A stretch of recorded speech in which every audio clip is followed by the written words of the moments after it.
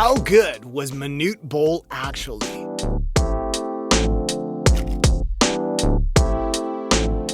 In today's NBA, there's much emphasis on the guards who shoot deep threes and make quick and clever moves to the basket. We also see a lot of highlights from the small forward position and often the larger power forwards as well.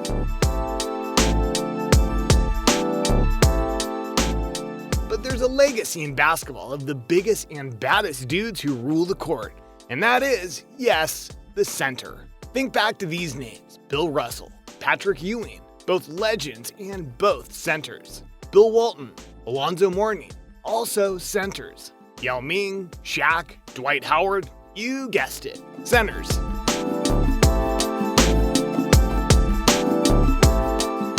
These towering players of old and new create a whole nother dimension of basketball through their ability to score, defend, rebound, and create shot opportunities for their teammates from close to the basket.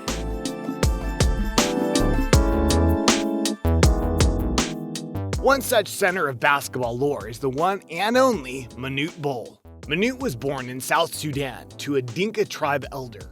Young Manute tried his hand at soccer like most other kids, but just wasn't any good.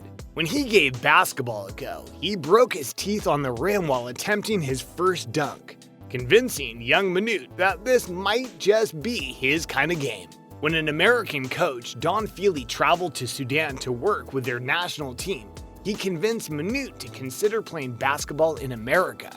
Under Freely's guidance, Manute gave it a whirl and began exploring his options in the US, which led him first to Cleveland State. While attempting to enroll Manute, Cleveland State coach Kevin Mackey simply made up a birth date in order for Manute to appear on paper as if he were college-aged, even though he was probably more like 30 at the time.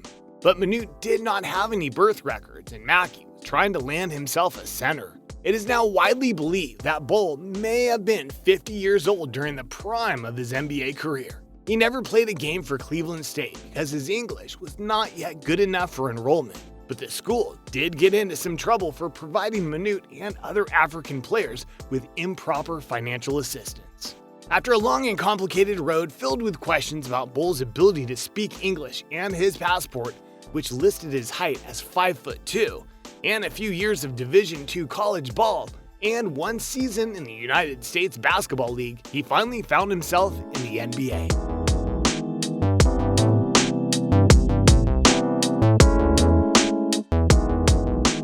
So how good was this giant of a man, Manute Bol, actually? Bol is among the 5 tallest players to have worn an NBA uniform. George Muresan is technically the tallest NBA player of all time. However, Muresan, Bol, Yao Ming, Sean Bradley, and Slavko Raines all measured between 7'6" and 7'7", in a virtual tie for tallest player ever.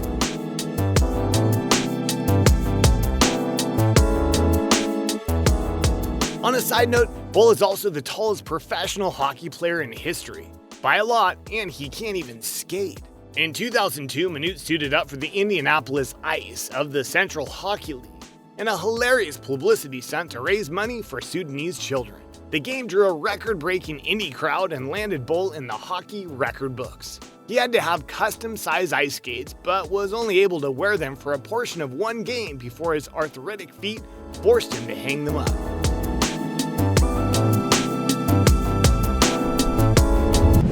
Kobe! With an incredible play! And I believe Darren Williams tried to dunk it. 12th three-pointer of the game. The brilliant shooting of Steph. This towering height made Manute one of the most prolific shot blockers in the history of basketball. He ranks number 16 in total career blocks and second to only Mark Eaton in average blocks per game.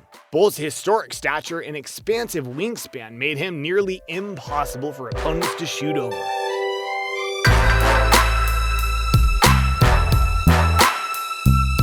But what he had in sheer height, he severely lacked in body weight and strength. Bol's 7'6" frame only weighed 200 pounds. This prevented him from engaging in much of the physicality characteristic of great NBA centers. Bol averaged 4.2 rebounds per game throughout his career, just a few more than 5'3" Muggsy Bogues' 2.6 per game.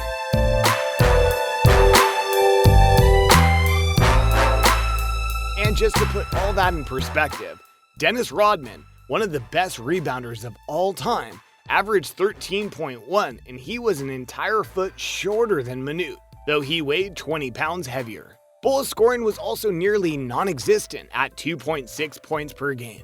Being as thin and stretched out as a 200-pound 7-footer allowed other teams to push him around and prevent Bol from getting open and creating scoring opportunities for himself. He quite literally averaged, over the course of his career, more blocks per game than points. But on occasion, Manute would get on a hot streak, like in this bizarre showing against the Phoenix Suns. Bol was repeatedly left open with the ball behind the three-point line, as is typical for teams to do against 7-footers, and sunk 6 very ugly slingshot-style three-pointers in one half of play. What's more, these 18 points scored from behind the arc made up the entirety of Manute's scoring that game, highlighting even more clearly his lack of ability to score.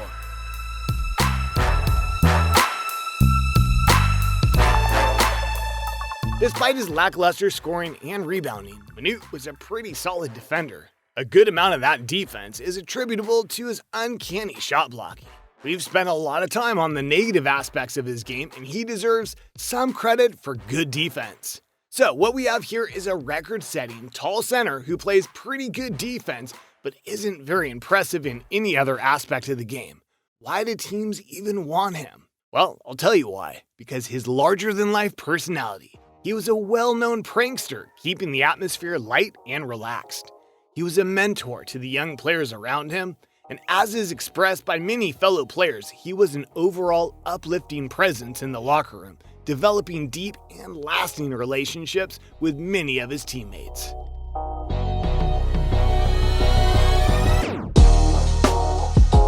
In addition to his presence within a basketball squad, Manute devoted himself to humanitarian efforts, both during and after his basketball career. His work was focused, for the most part, in his birthplace of Sudan, which erupted in civil war after his departure. Despite diminishing safety conditions, he continued to travel to Sudan to visit refugee camps and deliver help in any way he could. Which, by the way, included spending basically all the money he had earned playing in the NBA and establishing the Ring True Foundation to bring relief to the oppressed people in Sudan. He was even detained in Sudan for 3 years after the government blocked his exit for supporting the Christian rebels. Bol readily engaged in any effort he could to generate support for his relief organization, even celebrity boxing.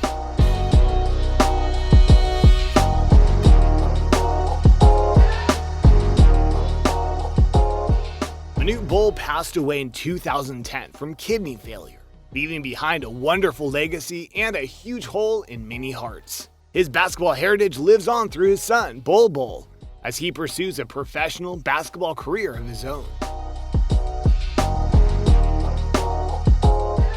So how good was Manute Bol actually? As a basketball player, he was okay. Not particularly impressive, not really well-rounded. Not a key player in any basketball dynasty, but as a human being, freaking amazing. Now that we've seen Manute Bol's life and career, tell us in the comments how good you think he was. Maybe you have some favorite Manute moments. Leave them there too. Hit subscribe and we'll see you again soon.